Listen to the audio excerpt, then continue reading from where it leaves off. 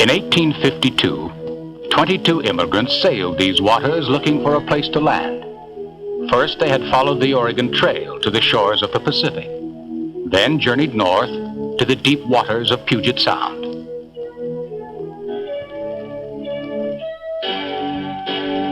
In this land of tall trees and tall mountains, in this land of abundant water, 10 adults and 12 children began a settlement that in time would become the largest city in the Pacific Northwest. Alright, you guys, we're here in Seattle. This video is our 4-day trip to Seattle, our very first trip there, with the goal of discovering as many highlights as we can. We've packed pretty light, so getting out of the airport was no issue. We're so glad to see a little bit of artwork. It's cool seeing all the things we plan on visiting on the way to the hotel, kind of like a preview of the vacation we had in mind.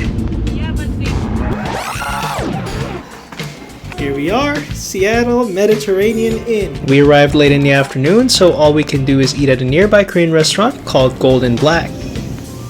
This place serves creative items like kimchi tacos, and we also ordered kimchi jjigae. It's a classic Korean stew made with fermented kimchi and tofu served literally bubbling hot. Jjigae, okay. We also ordered a delicious bibimbap to top it all off, and it was a great way to end the long day of travel and to prepare for the next one. How is it?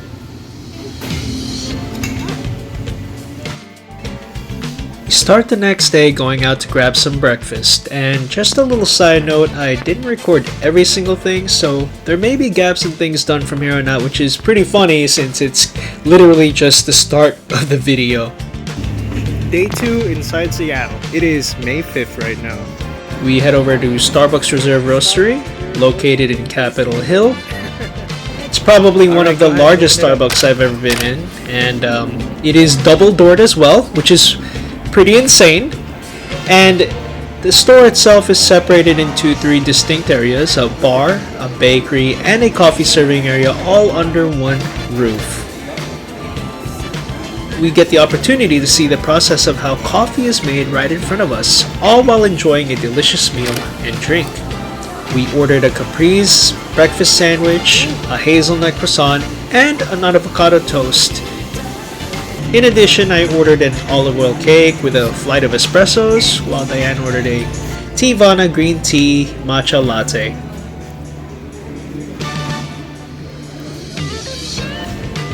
How did you feel about it, Paul? The avocado toast is really good. I haven't tried my croissant yet, but I guess it's one of their best sellers.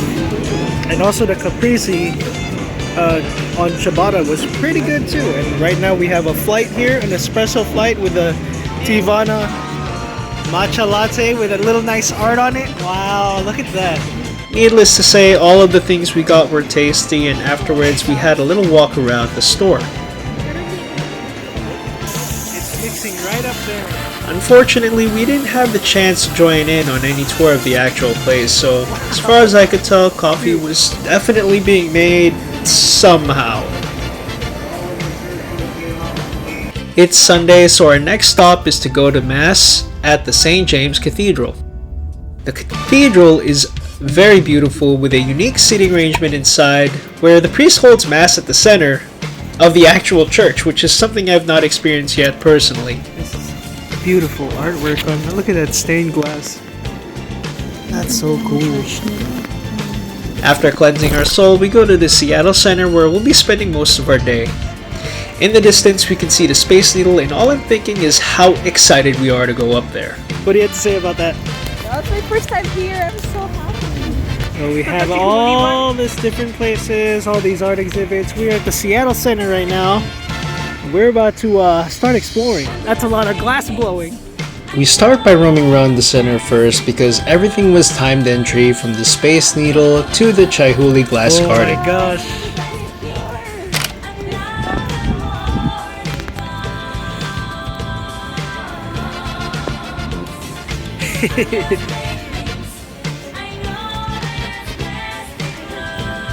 Oh, we're going down there.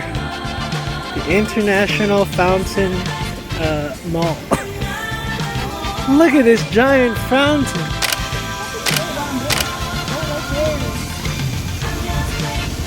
Let's go.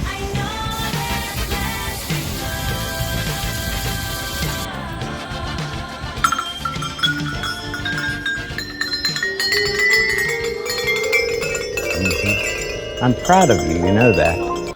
After messing around, we're finally on our way up the Space Needle using elevators that go pretty fast, and it's cool because the elevators themselves have glass walls so you can see yourself Space Needle. basically launching into the sky. And then we're heading to the elevator right now.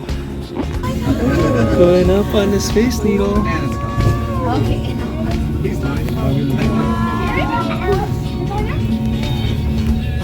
It feels like a California adventure. And now it's gonna drop. Oh no! Oh my gosh, it's so pretty. It's so pretty. At the top, we're greeted with a beautiful view of Seattle with both indoor and outdoor walking paths that offer a 360-degree view. Wow! This is such a beautiful view. Yeah, let's go outside. As soon as you step outside, you will absolutely be blasted by the chilly weather of Seattle. Whew. That's a chill. And even though it was extremely cold, the view was totally worth it. Yeah, let's go. Let's go to the side where it's not windy. Or is all of it windy? We're at the top of the Space Needle right now. Look at the view of the bay over there. You got the Ferris wheel just hiding behind those buildings and just huge swaths of skyscrapers over there. The second floor is the one with the glass floor, which was absolutely unnerving, and just imagining plummeting down freaks me out, even till now.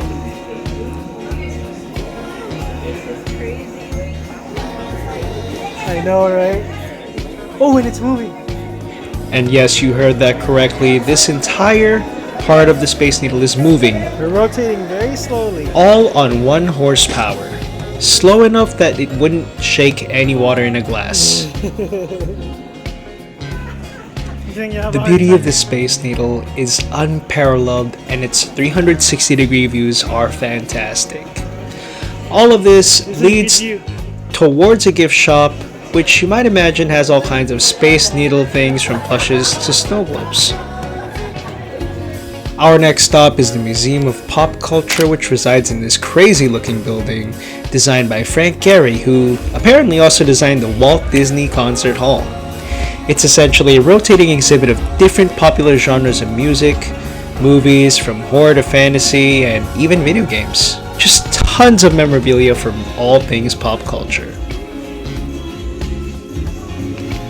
So we're greeted with a huge screen playing anything, but this time around it just so happens to be playing K-pop.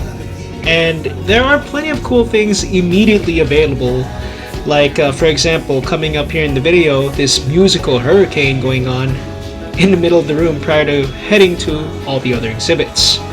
There's also one with stop motion, but we didn't want to pay for the extra charges for now. It's right here where this big guy is displayed. Look at all of this. I really enjoyed that there were also interactive displays present at this museum. Hold on.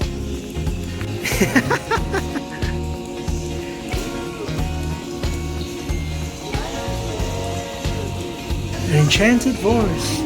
In this part of the museum, we're going to be heading into the fantasy-themed movies and music and all types of art related to fantasy.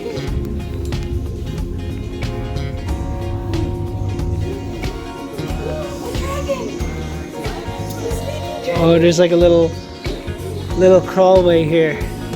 And of course, when you find a hole somewhere, it's just perfectly natural for you to crawl right into it. Okay. Let's go. Oh my gosh. Where's the sleepy boy? Oh. He's a sleepy boy.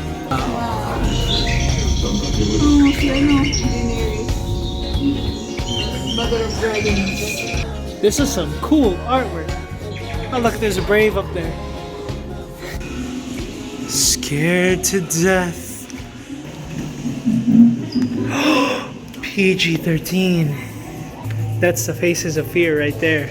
So this portion of the museum is dedicated to all things horror, which I gotta say was probably one of my favorite, along with the sci-fi exhibit that's gonna be coming up right after this. And it turns out the stairs were never ending.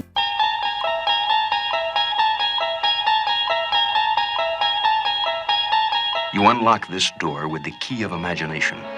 Beyond it is another dimension.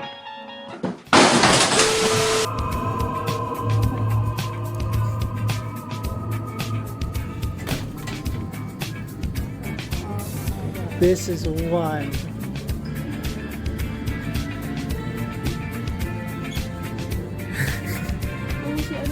That's Mike Myers. Oh, Mike Myers. So there's Jason. Jason is the guy with the Hawking mask.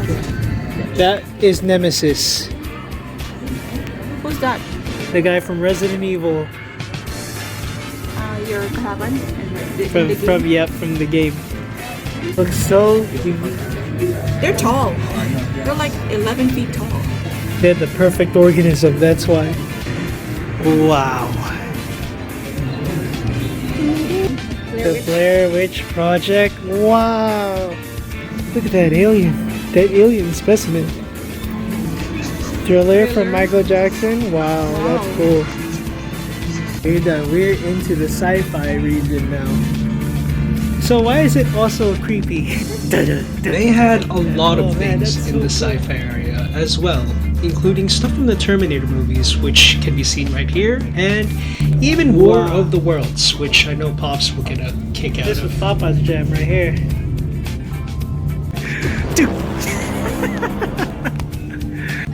We saw more things that we weren't entirely familiar with, and also things that we were familiar with, before moving on to the next exhibit, the Chihuly Glass Garden. Our next stop is the Chihuly Glass Garden, which is basically a showcase of Dale Chihuly's glass art. It starts with several indoor galleries of glass with all colors, shapes, and sizes. When I say that size varies among the glass, I mean it. There are massive behemoth glass sculptures throughout the exhibit that will definitely surprise you. And some of them are even suspended in the air, so we can truly appreciate their beauty, all while hoping not to be final destination.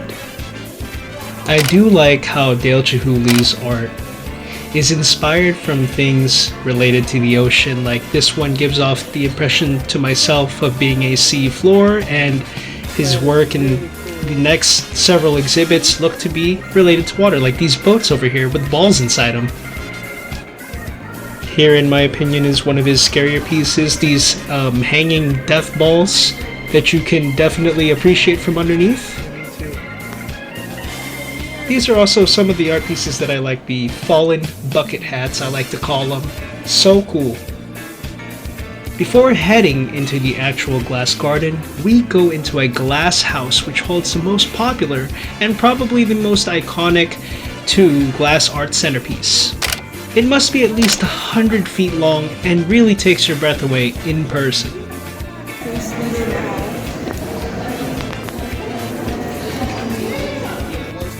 The last portion of the exhibit is the glass garden, which combines glass creations with plants and flowers, giving it this otherworldly Look at feel. that.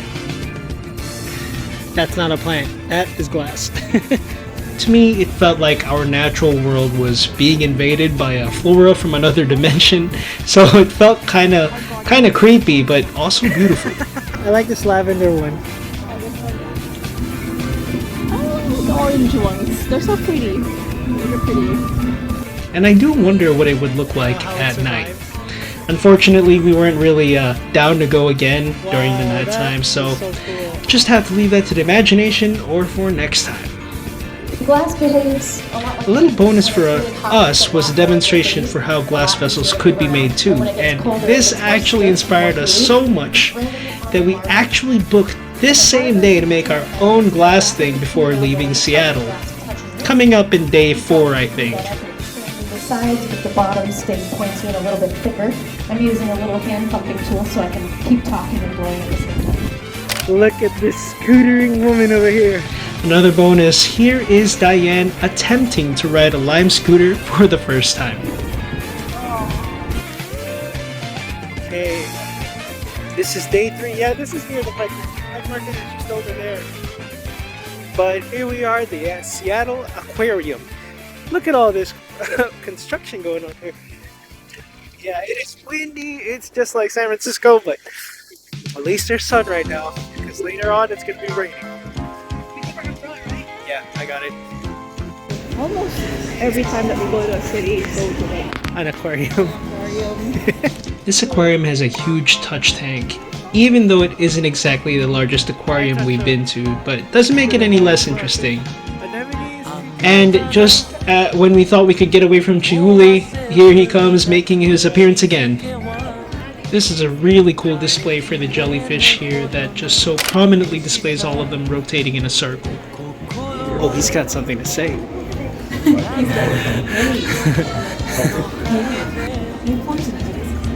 If they puff up, I think. This is alive. I believe that one of the most unique things that happened on our visit to this aquarium was we were there incredibly early, so we were literally nearly the only people walking around throughout the exhibit, so we had really good views of almost every animal they had on display here. The only ones in the aquarium right now. This is crazy. I've never been to an aquarium this empty, actually. Look at this fish gathering over here.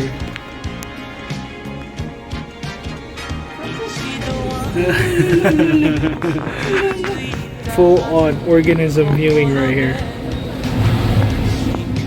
He's a big The one. next exhibit contains mammals such as the seal and the sea otters.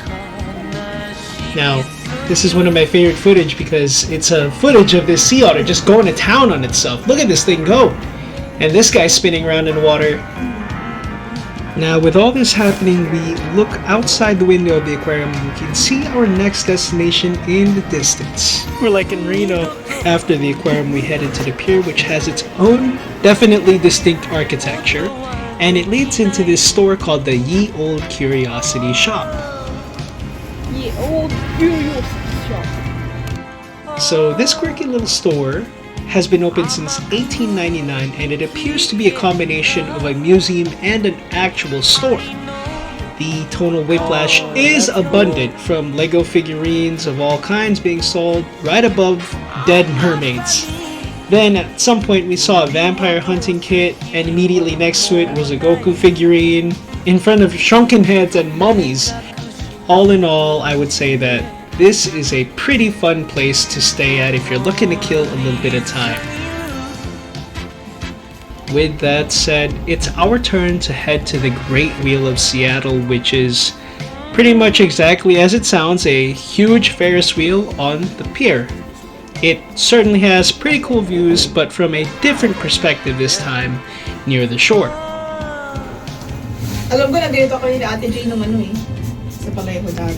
What the heck? Ang ganda naman dito. Merong bridge to, no? Pwede ka pumunta dun.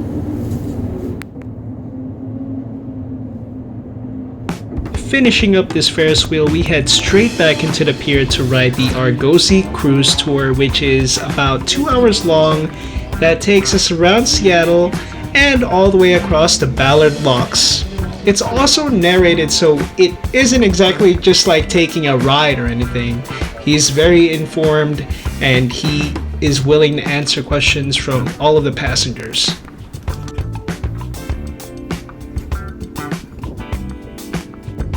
So, in case someone isn't aware, the Ballard Locks is a waterway that allows boats to pass between the salt water of Puget Sound to the fresh waters of Lake Union and Lake Washington.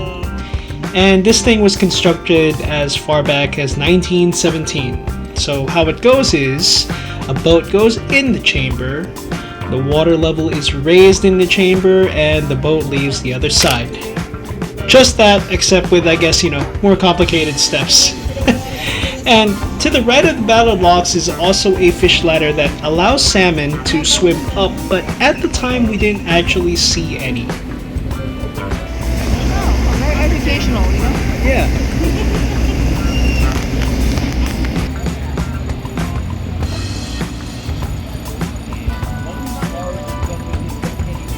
So after crossing, we had the chance to see the houseboats and yachts and all these other boats, and I actually didn't realize just how active Seattle was as a port. It just goes to show how much more there is to learn and explore in the US. And at the end of the tour, we even had a chance to see the seaplane land. That's amazing. Our next stop is the volunteer park, and the neighborhood around the area is just so beautiful. I think it's the silent outdoors. This is the water tower observation deck, and personally, I didn't think the hike up was worth it. There were so many trees obstructing the view as well as the iron bars when you get up there. So it was pretty much just a workout for a workout's sake. We made it to the top of the observation tower.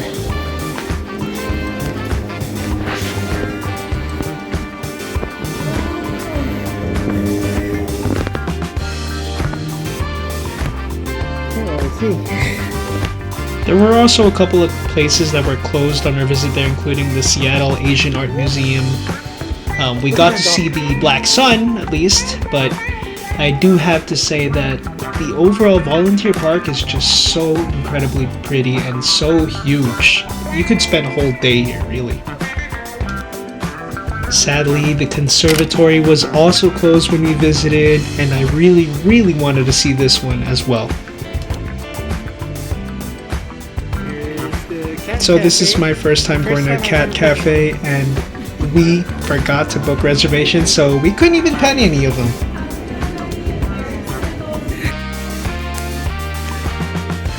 Alright, the last day here. We're at Public Market, Pike Place. Alright, starting off the day with some pierogi, established in 1992. Right here in Pike Place. Wow, shaped like a fish. So this is where it all started, the very first Starbucks, and since Seattle started so late, at least to us, there wasn't much of a line. It's interesting to see that this little place is the empire it's become today. It's too bad they don't have a custom cup. You know, you'd think that they would, being uniquely the first. But Starbucks is good any time of the week. We've had it so many times on our trip here. We finally made an order over here at the first Starbucks, and it's a pretty cool looking place. Not as big as the roastery. Fourth day of drinking Starbucks. I think we're drinking Starbucks Every day, yep. since we got here. That's it. Thank you.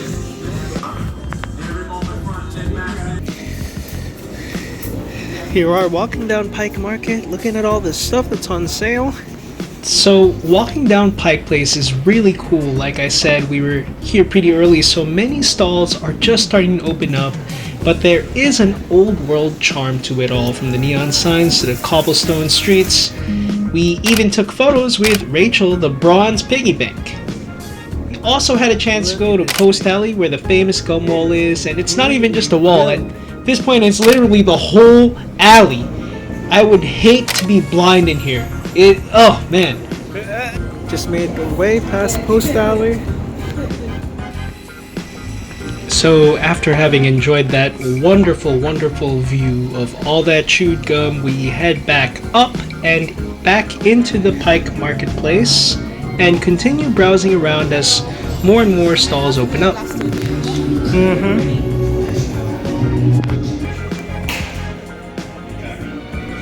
After having seen more and more of these shops, we start getting hungry and get some food at this place called Me Some Pastry. It would be easy to spend more hours here at the Public Market Center, but we did have another reservation in mind, the Underground Seattle Tour. Here we are, one paid admission to the Underground Tour. Now this was a really cool walking history lesson on how the underground portion of Seattle actually came to be and what choices were made for them to develop something like it in the first place. It was very informative and the guide was very passionate. The cliff notes of it all, though, is something like this. It's a network of passages that used to be the original ground level of Seattle before a huge fire broke out in 1889. They started to rebuild, and one of the issues had to do with sewage, and essentially they decided to rebuild And instead of digging and creating sewage beneath the ground level, they built it on top and just raised the city ground level. So the underground portion then had a long history of being used for many things, and at one point became the literal underbelly of Seattle, with criminal enterprises beneath the streets during and after the Prohibition era. Imagine all these guys smuggling alcohol down here. It's kind of like a movie.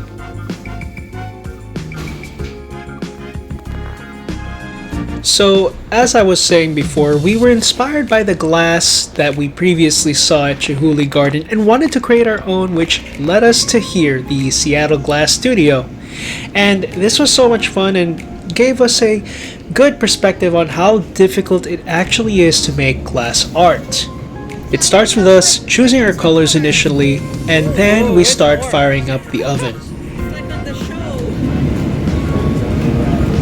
Our first time blowing glass. Like blown away. Of course, we gotta give credit where credit is due. We had a whole lot of help. We didn't actually even blow the glass, so to speak, but we did a lot of the other stuff.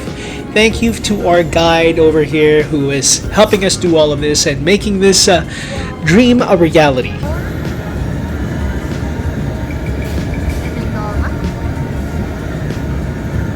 It's very warm. I know, right? Very warm. Basically, once we've applied the colors, the shaping process can begin. So the glass gets super hot, enough to start dripping if we stop spinning and molding it, which is what Diane is doing here. Once it's shaped, our instructor starts blowing the glass and it starts to puff up like a bubblegum. Then how it's molded alternates between the two styles until it reaches the right form. We then create a crease along the bottom of the Tsunabi bowl so that it's easy to break off. The instructor blows more air, and once it's achieved the desired height, is sucked in and flattened to make essentially a double-walled bowl, like, for espresso. Yeah, so red and the yellow, so it's gonna come stuck later, so... Alright, good job. Thank you, wow. It was a great experience, and the finished product sits on our table this very day. We're gonna see a trunk. Oh, what's this? Oh, what's this? Wow. Before the Look at day it, it's ends, crushing a we go to see Volkswagen. the Fremont Troll, which is a huge sculpture with a troll emerging from the ground, straight up crushing a Volkswagen. It was created in 1990, and surprisingly, it did use a real beetle. Nope, no secret messages, nothing. It's just the back of a troll. Our final stop before dinner is Gasworks Park, which is located north of Lake Union, that used to be a coal gasification plant. And many of its industrial structures remain, some of which have been repurposed, and it gives me this peaceful post-apocalyptic They vibe. converted this entire place into a park, complete with benches, everything, picnic tables. The park has really nice panoramic views as well of downtown Seattle, and it really looks like it would have been a like a nice place to take kids to and have a picnic. Here we are in Asadero Ballard. This is called the what? Putok batok. Putok Batok. So Asadero Ballard is a Mexican steakhouse focusing on grilled meats, which were pretty tender, and it's my first time I've ever been given a hot stone to cook my steak on like this. All in all, it was a very tasty way to end our vacation in Seattle. I feel like we had the opportunity to hit most of the biggest attractions in Seattle, and I've got to say that I enjoyed a lot of what we saw. I love that most of the city is covered by trees, and we're really blessed to not have been hit with a lot of rainfall, which was, what Seattle was really known for. I'm certain we'll be back here again in this place, and I can see why so many of my coworkers would have wanted to live here. It didn't seem as densely packed as San Francisco, it's much wider, and most of the people we came across were very friendly.